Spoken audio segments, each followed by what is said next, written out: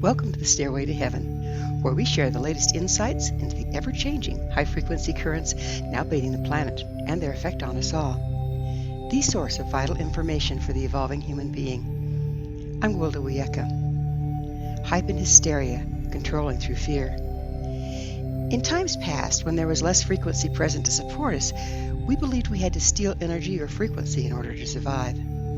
Sadly, to this day, most of our interactions are designed to get from others what we perceive we need for our continued existence.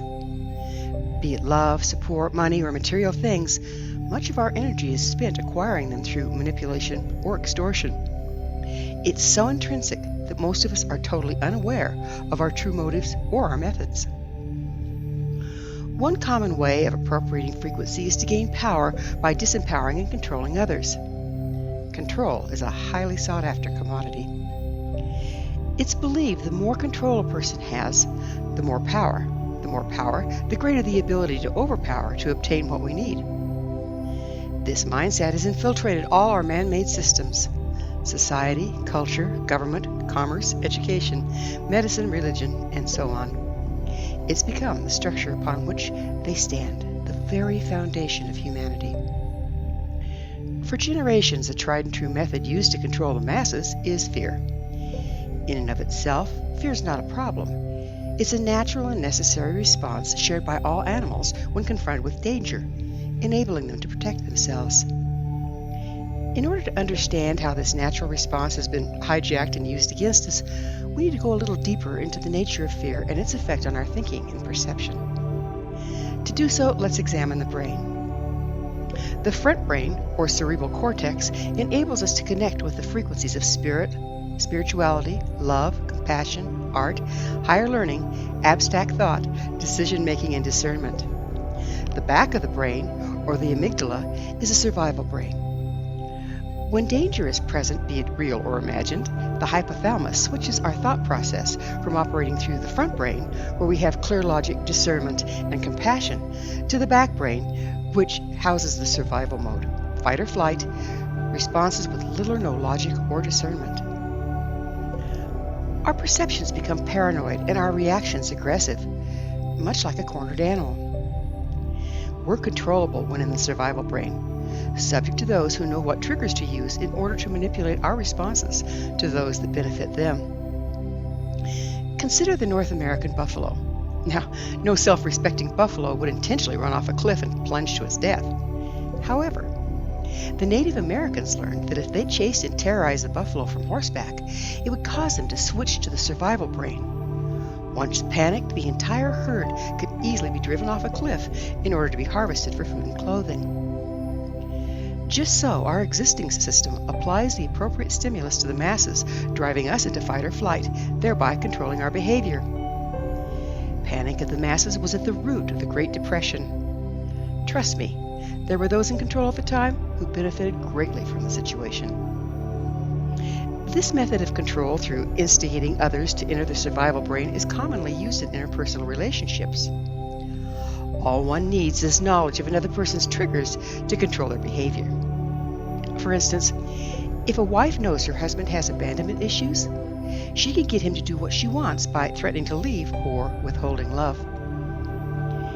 As we're increasingly subjected to higher frequencies, many are becoming much more aware and thus less controllable.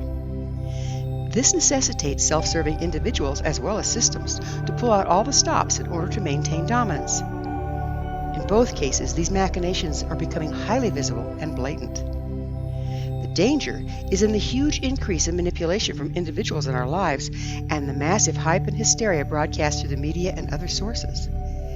It is an attempt to keep us in fight or flight and paranoia and out of logic, higher thought, and compassion. The more time we spend in our survival brain, the stronger and more dominant it becomes, lessening access to the cerebral cortex, and with it our ability to engage higher thought, decision-making, interconnectedness, and love. Further complicating the situation is the energetic consequences of going into fear. Wherever we focus our attention, we align ourselves, and we align ourselves with that which we're focused on. Fear, by its very nature, is a compromise in frequency, and with it our ability to reason. we tend to judge against anything we fear and polarize against it. Polarization creates an equal but opposite charge. Just like the positive and negative poles of a magnet, polarized things are attracted to each other. By polarizing against what we fear, we're drawing those very things into our lives.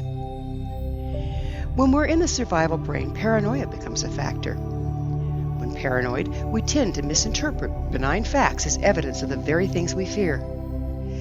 This often causes us to catastrophize, forcing us deeper into survival mode, increasing polarization. So how do we counteract this nasty cycle that leaves us vulnerable to being misled, exploited, and controlled? How do we take back the reins of our perception and our lives? 2 key concepts. If you don't want them to get your goat, don't have one, and know thyself. Ideally, we could access and clear all past damage, thereby removing triggers. However, this is not practical or even possible at this time. Not only do we have quite a stockpile of personal damage from this lifetime, but during the lower frequency times we accumulated much ancestral trauma that resides in our DNA. While healing past and current compromises is a necessary and helpful component to heal, all will most likely take lifetimes and generations of living in the higher ambient frequency. In the meantime, what's needed is a combination of healing and mindfulness. For healing, aka removing the goat, there are numerous viable modalities available. One powerful blend is psychotherapy combined with EMDR and shamanism. Psychotherapy can help us better understand our emotional and mental compromises. EMDR can bypass our neurological ruts in order to access them, and shamanism can correct the resulting energetic dysfunction, in some cases, even remove the distortion from the DNA. Do remember, healing the modality is only as good as the practitioner. In addition, every individual will benefit from a different combination of modalities at any given time. Being introspective and mindful is very important. This is where the concept of know thyself comes in. Look closely to your relationships and reactions to see whether you're coming from past and triggers and damage rather than clear and present facts. A challenging activity as it requires total honesty and owning our behavior. Yet, if we cannot acknowledge the thing, we have no hope of changing it. Basically, set guilt and shame aside, do your best until you know better, then do better. Become aware of your body. Physiological symptoms can serve as warnings that we're becoming upset and triggered.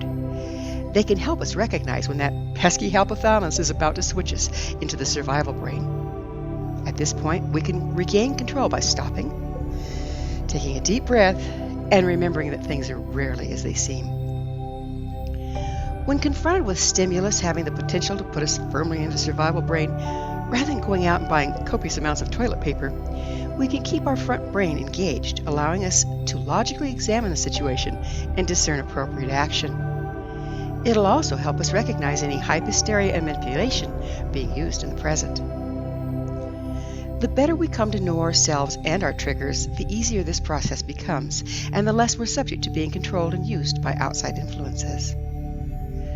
Practices that help re-enter the front brain when fearful or under stress include turning off the news or any other disturbing stimuli, deep breathing, meditation, walks in nature, physical activities such as yoga and tai chi, relaxing music, prayer, bringing to mind the things we love, and listing what we're grateful for.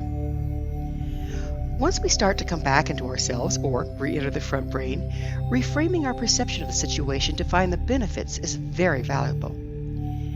The best service we can provide at this time in society's evolutionary process is to remain present, in the present moment, and in control of ourselves, firmly grounded and anchored in the front brain. In so doing, rather than being controlled and exploited by copious amounts of hype and hysteria being broadcast on every level, we have a rare opportunity to be a lighthouse in the storm. By holding the frequency of love, compassion, and gratitude, we emit a beacon to help others navigate around the rocks and find their way home.